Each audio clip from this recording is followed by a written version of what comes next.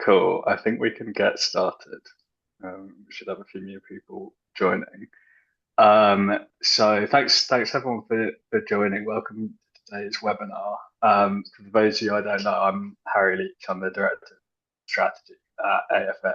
I'm just going to go through a couple of housekeeping things and then pass over very quickly to Dorinda, who's going to lead today's webinar. So we're recording this and we'll share it out afterwards to everyone who's registered. Format wise, Dorinda's going to present for about 40 minutes and then we'll do some Q&A at the end. So please put any questions in the sidebar as we go along, and we'll try and come back to them at the end, or wait to the end, put your hand up.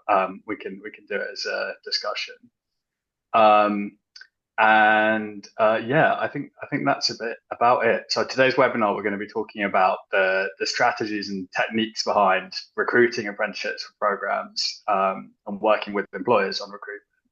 So Dorinda's going to be taking us through that. Massive thanks to Dorinda for stepping up. I'll let you introduce yourself and the organisations you work with, but just say Dorinda is like a real expert on this topic and a great partner for AFA. So really grateful to have her expertise. So I think that's about it from me. I'll pass straight over to you, Dorinda. Thank you, Harry, for the opportunity to be here today. And thanks to all of you for making time out of your schedules to join us today. I'm delighted to be here today. I have my own firm, D. Byers and Associates, located in rural Appalachian, Ohio. And I am here today representing our project with MSG, the Supply Chain Automation Workforce Hub. We've been working on this project for the last 3 years and delighted to be here today to share some of our lessons learned about apprenticeship recruitment. We certainly want this to be a dialogue. So please, as Harry said, save up the questions that you have in the interaction. We're also going to have a couple of opportunities to use the chat. So thanks again for joining us today. So again, Dorinda Byers representing MSG today. So in the chat, if you'd like to put your name, role, organization, and something you're looking forward to this spring. So for me, I'm probably looking forward to being outside because I'm in Ohio and I hate the snow. And so I'm really ready for the summer, the spring, where I can kind of get outside and enjoy, all of that nature. So would love to know who else is here. So if you wouldn't mind, introduce yourself in the chat with your name, role, organization, and something you're looking forward to this spring. And we'll try to keep an eye on that. A couple of things you can also think about exploring in the chat as we kind of go along today, just to have a little bit of fun. So trying to put a few things together regarding recruitment today. So for example, what kinds of incentives maybe have helped you attract apprentices? What's your biggest challenge in converting interest to enrollment? If you could have just one superpower to improve recruitment, what would it be? So hopefully a way that we can spur some lessons and some discussion learning from each other. One of the things I really appreciate about Harry and AFA is the opportunity that we have to learn from each other and the best practices and the research that Harry puts out there. And I often find I can learn so much from others. So I would love to learn from you all today with some of these questions and things that we might be able to explore in the chat. So please feel free to respond to this. I also like the your recruitment spirit animal. So if your recruitment style were an animal, what would it be and why? All right. Now, today we're going to talk about recruitment. We know that can be difficult, but it isn't as difficult as this lady who recently got stuck in a boulder crevice when she dropped her cell phone, and she was stuck in there for about 8 hours. And this happened in Australia. So she kind of got stuck in there. So we're not going to get stuck today. We are looking for those solutions to get us unstuck to our recruitment challenges. So some of our objectives today, I'm going to tell you a little bit about the Supply Chain Automation Workforce Hub, a little bit about the recruitment process, some considerations to keep in mind when we're thinking about recruitment, some real-world examples of some apprenticeship programs that are out there, and then some tips and tricks for working with employers. So about our Supply Chain Automation Workforce Hub. We are one of the Department of Labor registered apprenticeship intermediaries. So you see us there focused on supply chain automation. So for those of you who may not be as familiar with intermediaries, our services are available at no cost. If you are looking to grow or stand up an apprenticeship program, we may be able to help you if your focus is supply chain automation. If it is not, we can get you connected to one of the other intermediaries that you see listed here on this screen who might be able to help you. So for example, if you're interested in the care economy, we we can get you connected to District 1199. If you are interested in early childhood, we can get you connected to WRMA. So just be aware that there are resources out there from intermediaries like us at the Supply Chain Automation Workforce Hub who are being paid by the Department of Labor, and again, whose services are available to you at no cost. So what are we doing at the Supply Chain Automation Workforce Hub?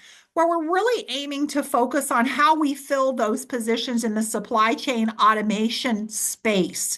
It's projected over the next 5 years that there will be about 72,000 new jobs added in this space. I don't know about you all, but we're constantly seeing new distribution centers, things like that spring up. And supply chain has become increasingly important too, even a number of our manufacturers, for example, as they think about reshoring.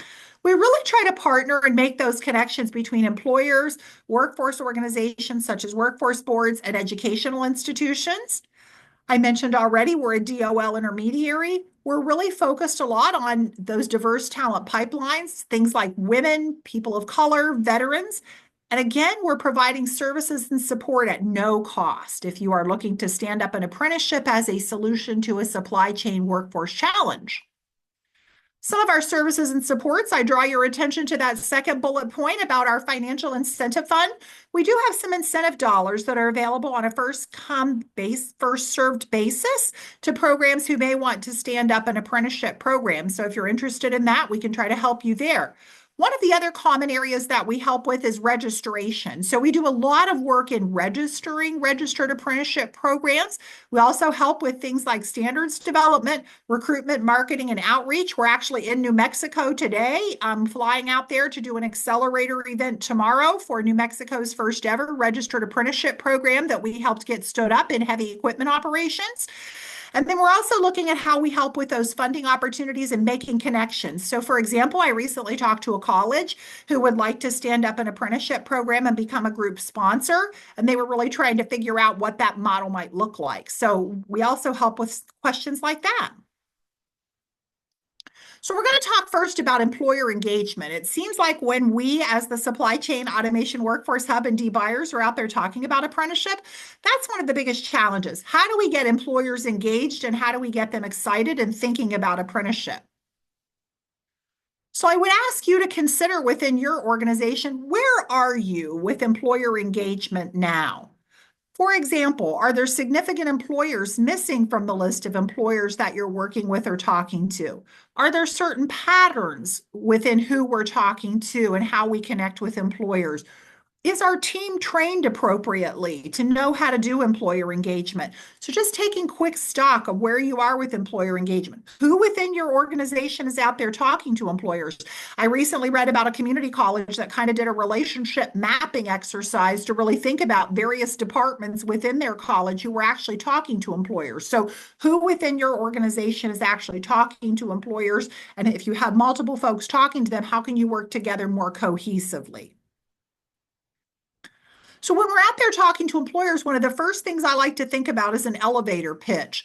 What is it that we're going to say that's going to grab that employer's attention? Again, I don't know about you all, but here in Ohio, when I'm talking with employers and beyond, into West Virginia, California, Tennessee, some of the other states we work in, you're hearing a lot from employers about there are more people than ever knocking on their door. So it's really important when we're out there knocking on their door that we have that quick elevator pitch that focuses on what kinds of benefits we can bring to them and bring to their bottom line. And we'll talk a little about that a little later with apprenticeship.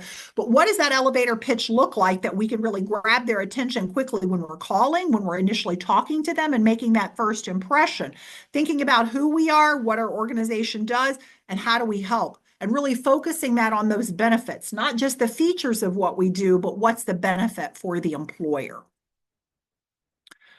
Some of the ROI data that feeds into that elevator pitch. If we were talking to an employer about apprenticeship, we can utilize some of these statistics. That's one of the great things about apprenticeship. There's actually a lot of really great ROI data. We all know that employers are really thinking a lot about that bottom line, that productivity, that talent retention, what's in it for them. And certainly some of these statistics could be incorporated into our elevator pitch to really help us better tell that story about apprenticeship. Things like an ROI of 44% when we're talking to those apprentices trying to recruit them, that $300,000 lifetime earning advantage.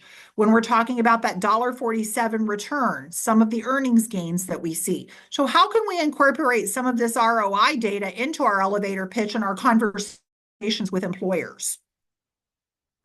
One of the other things I like to do when I think about employers is some questions. And I always like to leave folks with resources.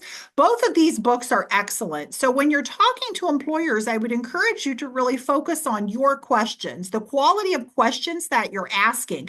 These books, the Power Questions book and the Coaching Habits books, are both excellent, not only for your professional life, but also for your personal life. The Power Questions gives you some really great thoughts and ideas to ask potential clients to help you, as it says, build that relationship, win that new business. The Coaching Habit Questions are great not only for clients, but also for your internal team and possibly for, your personal life. So I encourage you to think about, as you're out there with employers, what is the quality of your questions, and having some questions at the ready that you can really ask employers about apprenticeships, about their workforce development needs and challenges. I also encourage you to think about your communication. This is an excellent book that I read recently, Super Communicators. Love this book. And it really talks about kind of the three types of conversations that we have. What is this really about? So thinking about decisions we make. How are we feeling right now? What's our emotional mindset? And who are we? What role are we playing right now? So we really need to be thinking about the kind of conversation we're having and sort of matching each other. So this is another great book to think about, because when we're thinking about recruiting and we're thinking about engaging with employers, it's all about communication and relationships. So the more that you can do to develop in those areas, the more successful you're going to be. Initiating some conversations around employer talent needs. I talked about the quality of questions. Here are some sample questions that I kind of like and why I like them regarding registered apprenticeship. So when we think about questions like what challenges prevent you from expanding hiring and retention approaches, we can talk about workload, and then we can talk about how an apprenticeship could solve that from an employer vantage point and also from the apprenticeship support piece. When we think about the positions that they're struggling most to fill, we can talk about potential registered apprenticeship models that might be out there like that. What priorities and values drive early talent recruitment and development? One of the things I'm seeing, and that we'll talk about a little later, is more of a move toward pre-apprenticeship and younger engagement of potential talent pipeline workers. So all the way down even to middle school. So really thinking about how do we encourage our employers to start getting involved with those career awareness and exploration conversations at younger ages. Some common pitfalls of apprenticeship. These are some things that we hear about. Poor mentor selection and training. One of the things I would encourage you to do if you have an apprenticeship is to check out some of the resources we have with the Supply Chain Automation Workforce Hub on our resources page. We just completed a series last year around mentoring. Why? Because Gen Z is extremely interested in mentoring, and that's one of the great ways that apprenticeship can actually dovetail with some of what younger workers are looking for. We found that our employer partners were really struggling, though, with how to do good mentoring, how to select a good mentor, how to have those mentoring conversations, how to structure that relationship. So the more that we can do to help employers be successful in that area, the better off we can be. Also, no long-term employment strategy. So we need to be working with employers who want to have that career ladder and that career pathway for our apprentices. They have to see the opportunity for talent mobility. I just presented another webinar this morning, and one of the things that it talked about was talent mobility. Employers and workers are increasingly looking for those opportunities where they can advance within their organization. So apprenticeship meets both of those needs. I think the other piece is the lack of clear structure or planning. It can be very tough for employers to really think about how they structure and plan that program and how they put it together. That's where intermediaries like us can come in with some of the registration, for example, and the standards development. Apprenticeship recruitment. So, what is recruitment? Well, it's finding and recruiting the most ideal candidates in a cost effective and timely manner. And we're thinking about recruitment, I'm sure all of you have seen this, as that funnel. So, we're going to have to potentially have a large funnel at the top to kind of whittle that down to get to the numbers and the outcomes that we want. So, we're going to have to be thinking in our recruitment process of how we do things like generate leads. We don't just want to be thinking about that enrollment piece, we want to be thinking about how do we fill that funnel. Some factors that influence recruitment in terms of apprenticeship, it's that program reputation. How are we telling that story, and what is our brand like out in the community when we're talking about apprenticeship? What do our facilities and resources look like? What kind of support is available to our apprentices once they get started in terms of resources? Financial considerations. What type of financial aid might be available to help apprentices or to help companies? If companies want to start an apprenticeship, again, it can be a big commitment. What kinds of incentives can we offer there? And again, diversity and inclusion. How are we making sure that we showcase the diversity within those programs and making sure that we have cast a wide net to get as large of a talent pipeline for companies as possible? Our recruitment strategy, I really encourage you to show your materials to someone that's in your target audience. I did this not long ago with my nephew. We kind of did a little mock audit, if you will, of some of the materials that I had seen from a couple of clients. He's 16 years old and he's kind of trying to figure out, where he wants to go and what he wants to do. And, he would be an attractive potential candidate for some of the different employers that I work with. So I asked him, did he feel like the benefits of some of those materials were clear to him and why he might want to enroll? Is it clear what the call to action is? If he was interested, what does he need to do next? And then finally, looking at over here on this other side, how will we get the word out? So once we have those materials, what's going to be the best way to reach both our potential apprentices and our potential employers? And I think often we need to think about those as two sides of the same coin. We need the apprentice side and we also need the employer side. So we have to be thinking about targeted materials for both audiences because an employer benefit is going to be very different from an apprentice benefit. So again, we touched earlier on some of that ROI data and how that's extremely important. The positive return on investment for RA programs would be something really important to put in the employer's goals. We also want to talk about RA programs as a way to access new talent and build job-specific skills. We all know we're struggling these days with the perception of higher education, and some of our youth are looking for a debt-free pipeline that gets them into the workforce faster.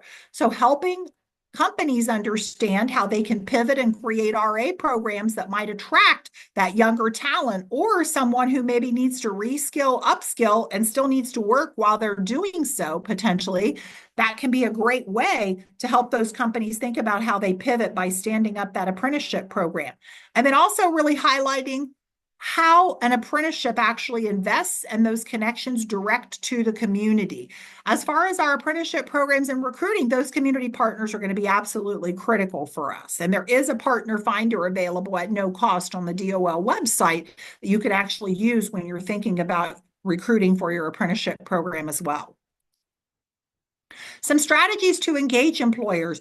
Number one, looking at those shared talent needs. I was recently with a group of 12 to 15 manufacturers who wanted to form up an industry sector partnership. And one of the things we spent a lot of time doing at that initial meeting was identifying those shared talent needs. What are some of the common workforce challenges?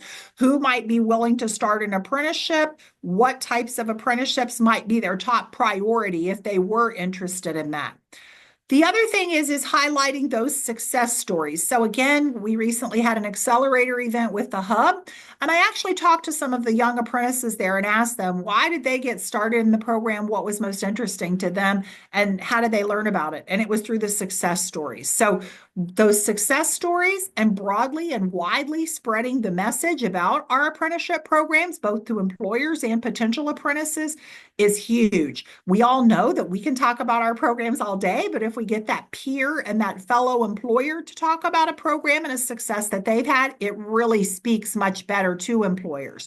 The other thing is the employer collaboratives. I'm going to show you a couple of models a little later that really are about that group sponsorship model. So how do we encourage companies to form partnerships, especially if you're in rural areas where companies maybe have smaller numbers of apprentices and, can't necessarily stand up an apprenticeship program on their own. So how do we try to form those partnerships to collectively get companies working together? And then finally, helping those employers really shape the curriculum and align that curriculum with what their needs are. So making sure that apprentices have those relevant skills that they are looking for, and having a great process that we solicit that employer feedback and actually utilize and apply it. So something perhaps like the BUILT model that Craig McAtee at the NCATC does, which is really business industry-led teams. And that is taking the place of the old advisory committee and really letting businesses kind of lead the way in shaping that curriculum and those courses as they're offered. Inspiring employers to embrace apprenticeships. So again, current apprentices and leveraging them as some of our advocates in those success stories. Those apprentice supervisors are very key. We really need to have their support. So they need to understand some of the challenges that apprentices might face and be prepared to help offer that support. Also, I would say those apprentice mentors are extremely critical. Who we are selecting for mentorship and how they are appropriately trained and able to provide support is also very critical. Also, I think busting some of those employment myths, especially about hiring minors, is critical. Staying on employers' radar with the consistent outreach, stories, and data. So making sure that we are touching base with our employers on a regular basis, and then actually hosting and tailoring some industry-specific events for outreach by meeting businesses really where they are. Some key insights I think that I learned recently at this meeting of 12 to 15 employers. There are still many misconceptions out there about apprenticeship. So employers still need to be educated about apprenticeship and really understand that it is a flexible model and it can be customized to meet their unique needs. The industry outreach is extremely critical to any apprenticeship program. Those partnerships are going to be crucial. What kind of incentives can you offer, or could you partner, for example, with your local workforce board to offer some incentive funding? Developing those programs that meet employer-specific needs, using those innovative strategies, and then really developing that group sponsorship model. Now we're going to talk briefly about apprenticeships on the other side of our coin, which is our apprentices. So what are some common misconceptions about apprenticeships from the apprentice perspective or potential apprentice perspective?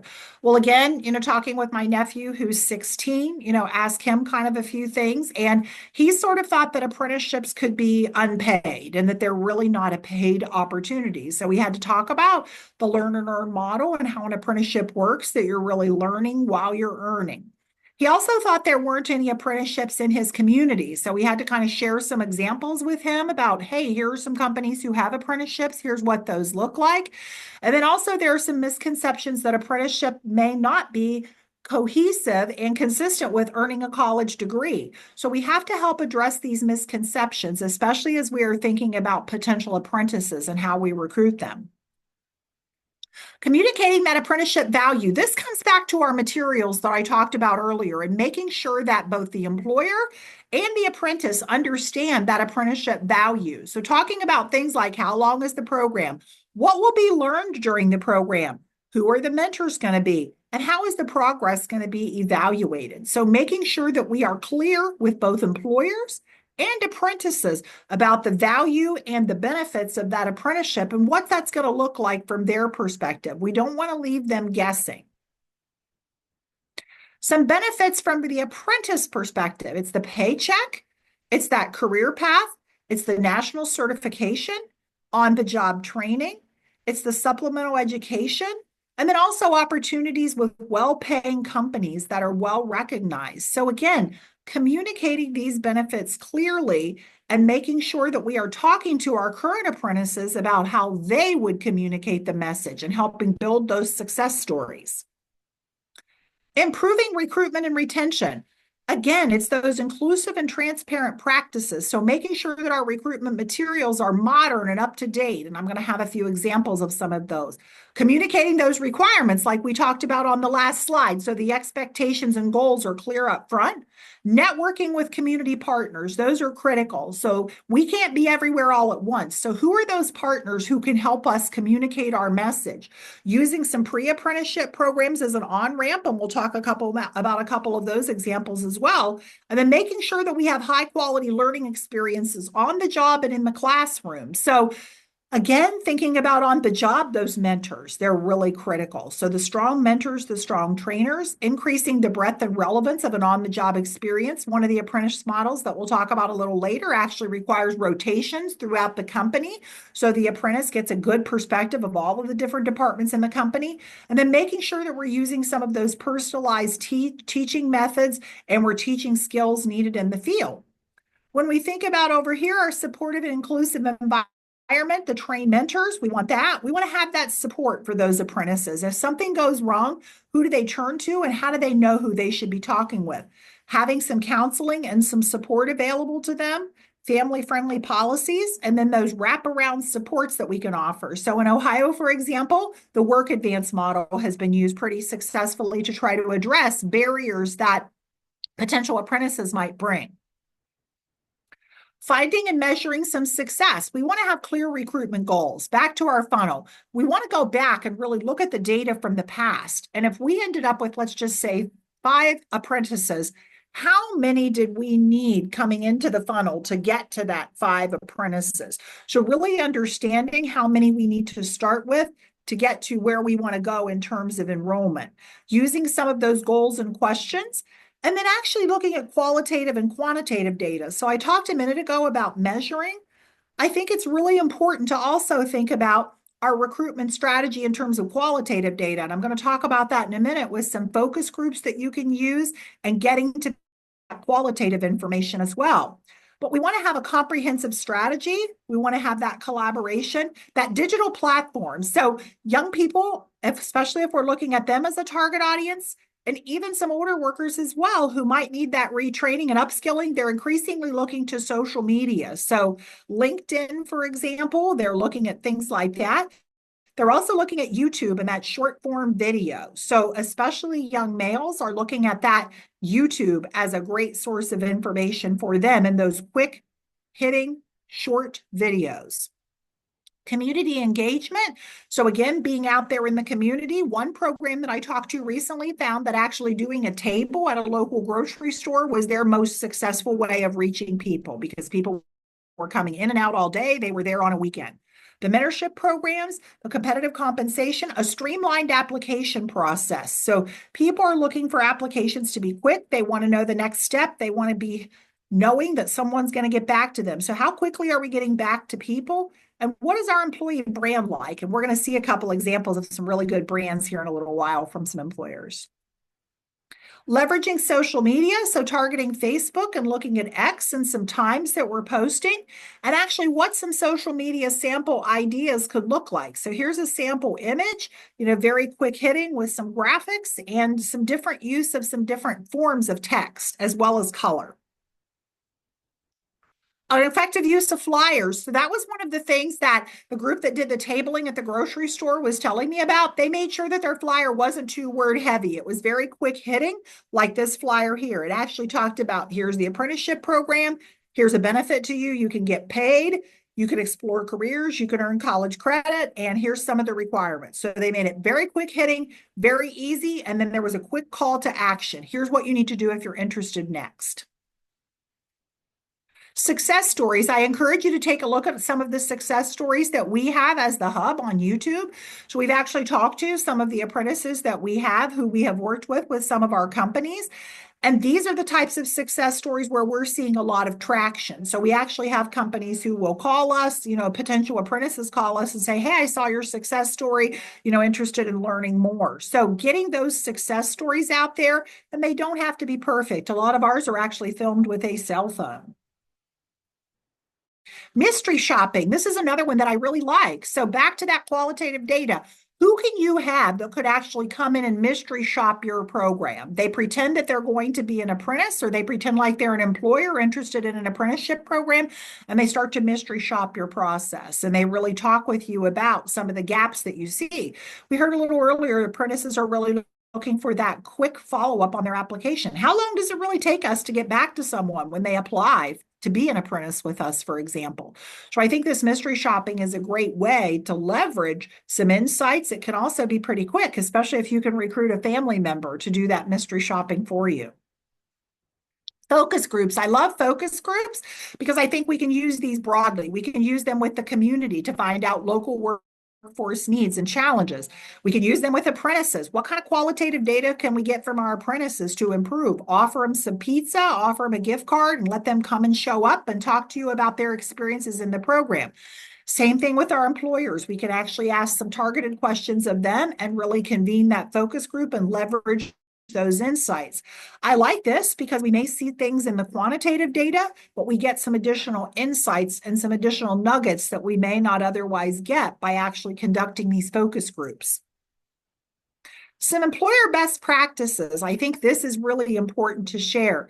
So the Cleveland Clinic, looking at how they did some things, some three key best practices that they did as they stood up some apprenticeships. So one, customizing the program to each department's needs. So they didn't try to do a one size fits all. They really looked at what does each department need and how do we make our model as flexible as possible and as unique as possible to best meet the needs of each individual department where we're doing an apprenticeship.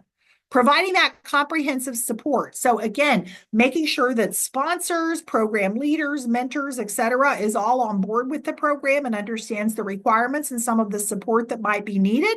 And then also having that referral system to community partners who can help when additional support might be needed.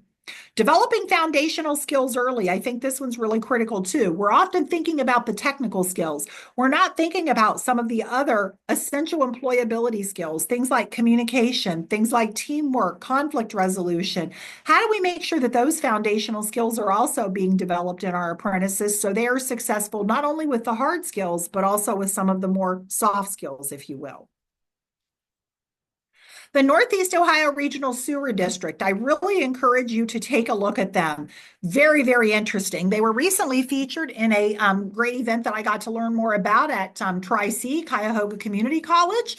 And one of the things that they're focused on, they have a great employer brand, and it really talks about clean water. You know, we hear sewer, but they're talking about how they're working for clean water. So they have really rebranded themselves and made it much more attractive. They're also looking at a multi-channel recruitment strategy, and they're starting young. So they actually start with some activities in middle school. They're reaching people through social media, community events, partnerships, and also an internal referral program. They're doing camps for teachers, and they're also doing those career exploration types of activities for youth. They're doing some internship pipelines and pathing and also tuition assistance. And then again, I mentioned that employer branding and their employee engagement. So take a look at that. And also the recognition and outreach. They're very big on success stories, training and support for staff. One of the things they talked to me about when I actually did a Teams with them to learn more about their program was the consistent buy-in of the program, all the way from the executive level down to the apprentice level. So they have built a culture where they foster that buy-in at all levels of the organization and making sure that everyone is on board with the apprenticeship program. Also, the performance feedback. They have really revamped their evaluation processes, and in the case of apprentices, made those cohesive and dovetailing with an apprenticeship program. A couple of examples. Here's what we talked about. If you look at that posting on the left-hand side, if you celebrated clean water with us and are still buzzing about it. So again, that clean water. And the next event over there, the Clean Water Fest. So if you look at some of those photos, very attractive. I love the one here with when my least favorite roommate calls telling me that the kitchen sink is clogged, and I immediately know it's from all the grease that they pour down the drain. So again, creative, relevant, very quick hitting.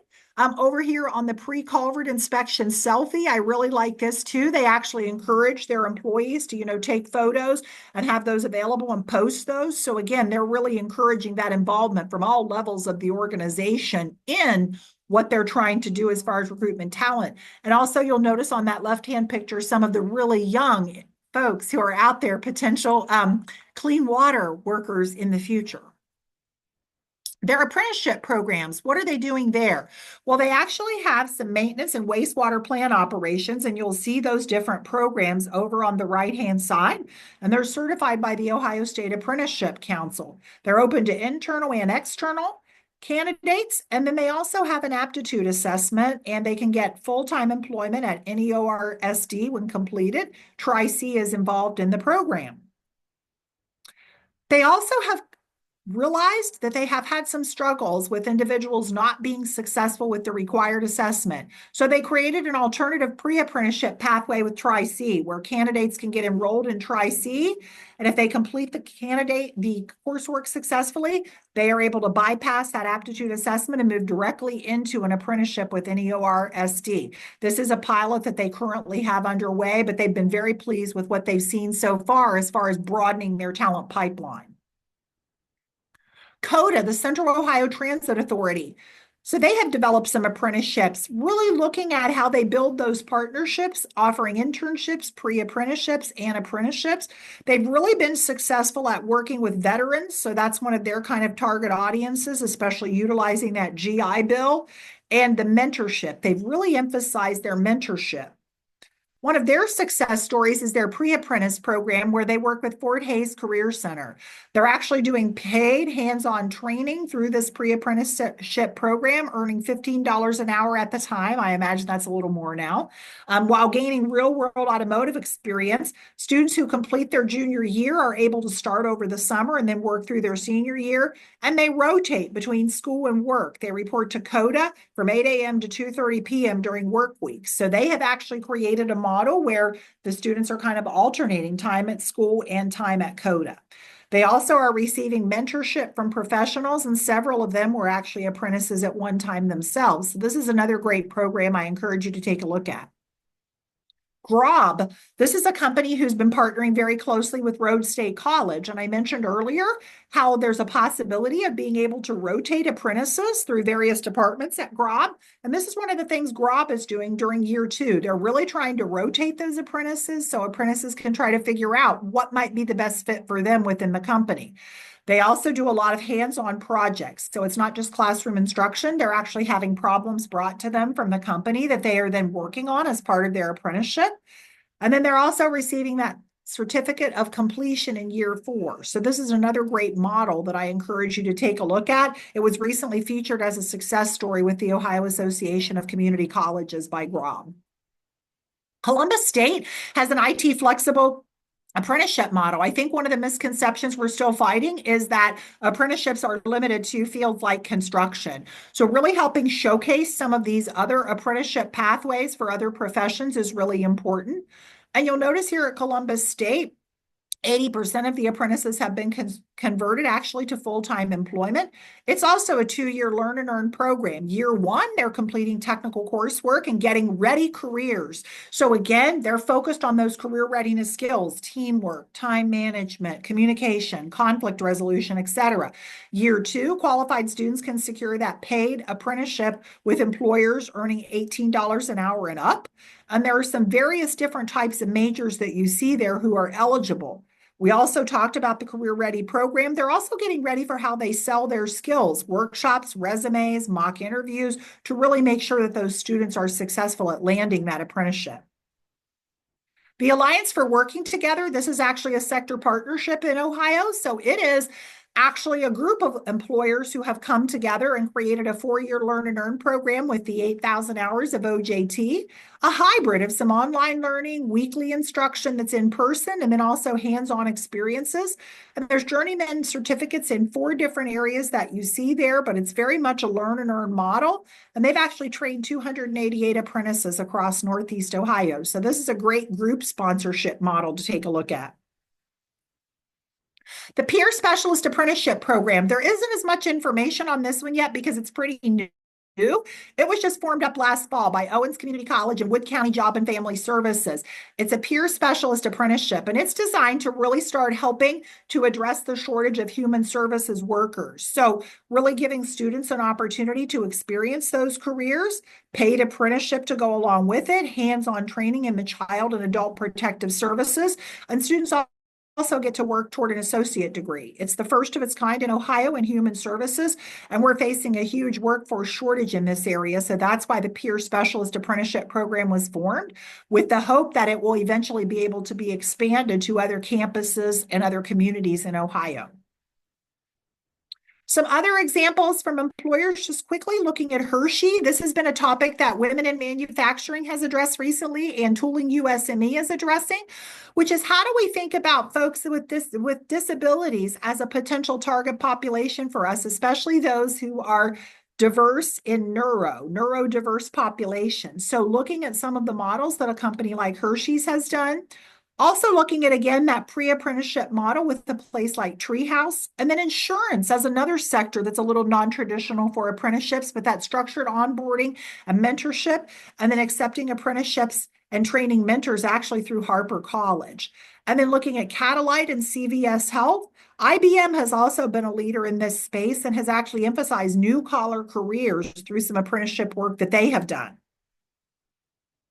A couple of resources I wanted to put in here: a self-assessment tool for youth apprenticeship leaders that you may want to take a look at, a business engagement self-assessment that also can be great for you to go through with your team and kind of ask some questions around.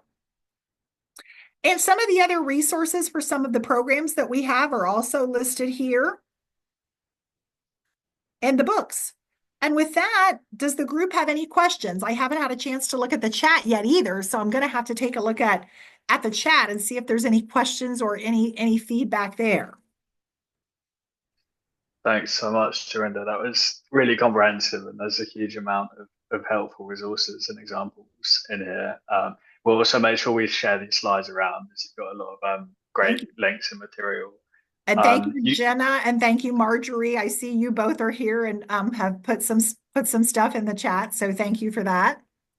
You had a question early on in the chat, just about the workforce hub, which is from Elizabeth, which is whether you help with salary funding from the workforce hub.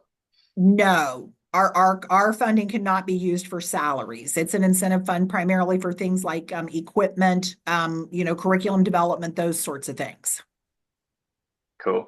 I've got a few questions, but in the meantime, other people, please either put your hands up or put anything in the chat. Any questions? Any reflections on your own experience with recruitment as well?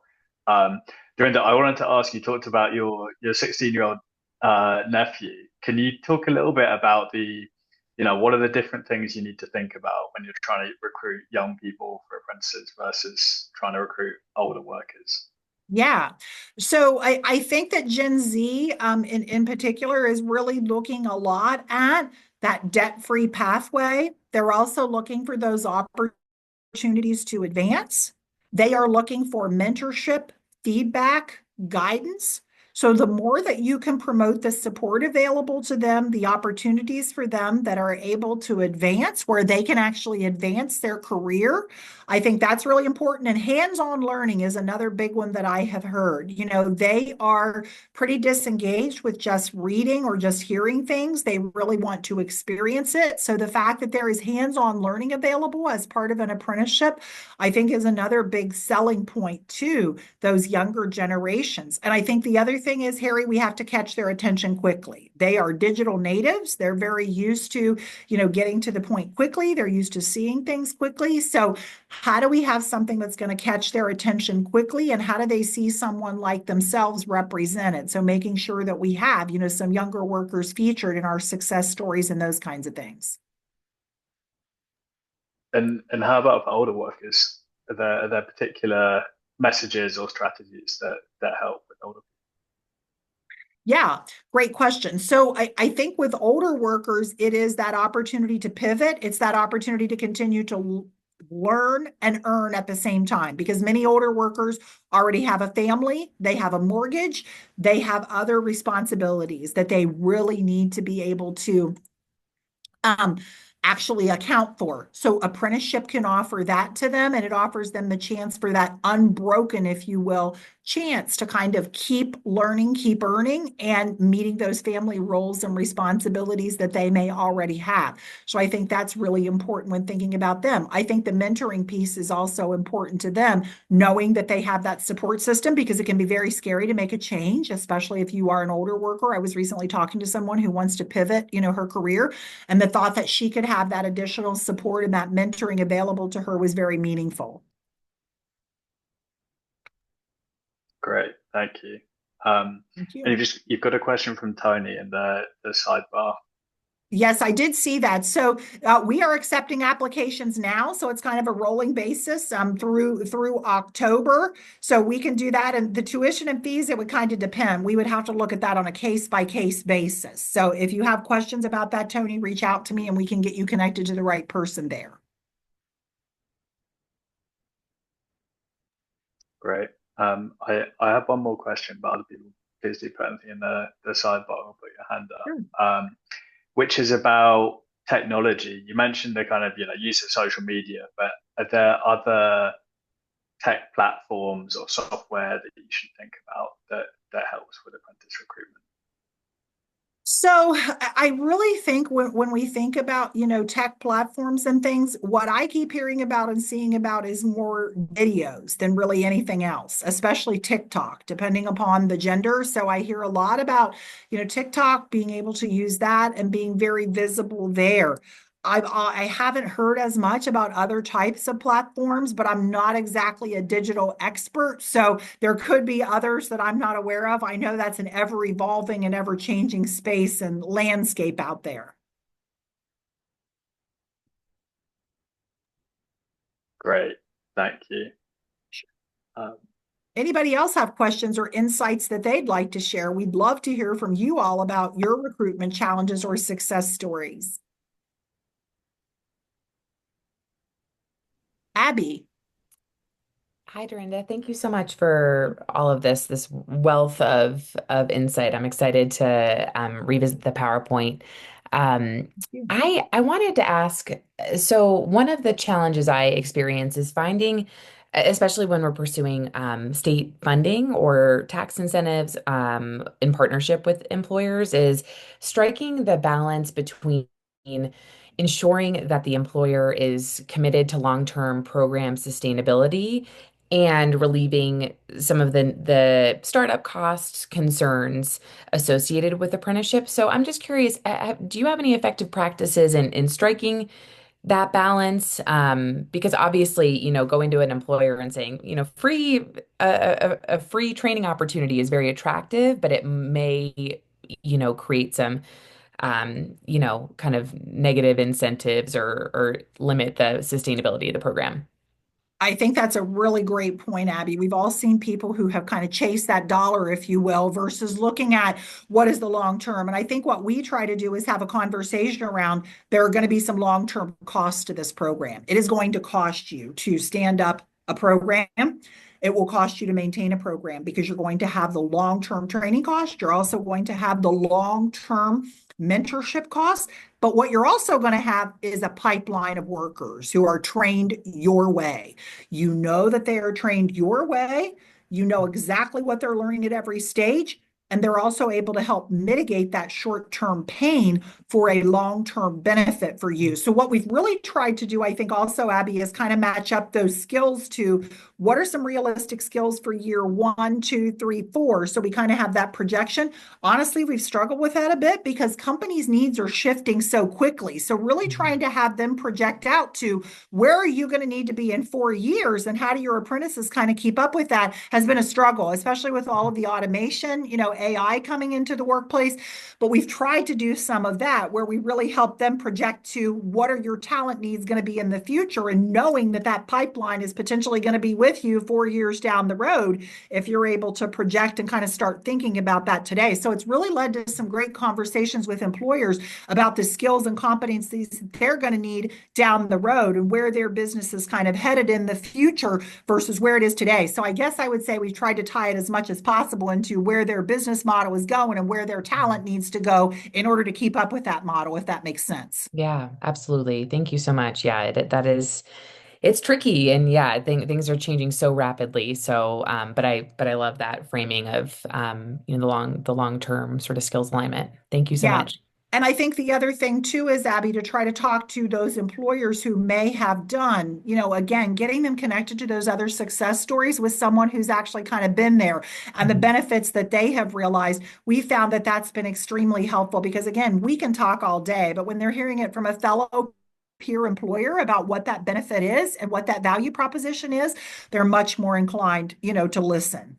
Yeah, wonderful. Thank you so much. Thank you. Anyone else? Questions, thoughts, best practices?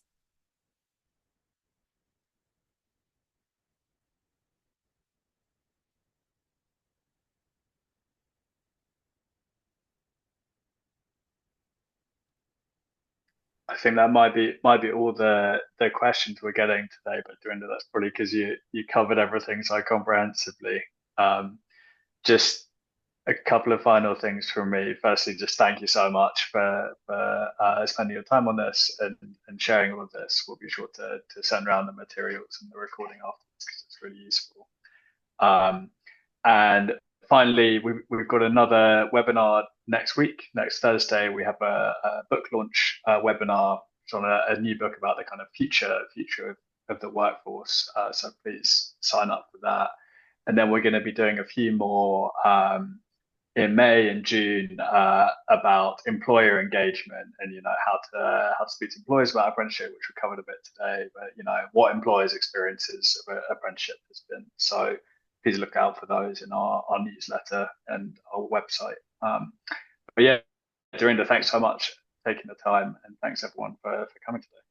Thank you. And I do have some other cool things about Harry that I will send you just in case anyone might be interested from that other webinar that I did earlier today about kind of some of the skills and emerging trends from the World Economic Forum and also from the global state of skills report. So some of you today that have been interested, you may be interested in those trends as well, just what we're seeing as far as some of the essential employability skills that are out there, and then also some things regarding, AI and those sorts of impacts. So I'll send that to you too. And, you can deem if you think it's appropriate or if someone wants it, you might be able to send that to them. So I'll get you that as well. Brilliant. We'll be sure to send that around. Thanks everyone for coming, and have a great rest of your day. Thanks, everybody. If you have any questions, please don't hesitate to email and reach out. Harry knows where to find me, and I think my email is also in the slides. And if I'm not the right person on our team, I'll make sure to get you to the person who is. Thanks, everybody. Thanks. Bye.